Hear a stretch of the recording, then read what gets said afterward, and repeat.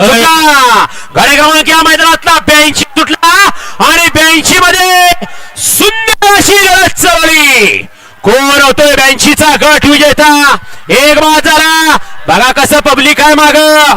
लढत चालू आहे. सुंदर अशा गाड्या, अतिशय सुंदर. आणि पठाण कंपनीचं निर्विवाद वर्चस्व. मागच्या गाड्या बघा, मागच्या गाड्या बघा. आणि गाडी पलीकडे लांबच उभी करा ती. आयोजक कमिटी गाडी तेवढी लांबच उभी राहू द्या.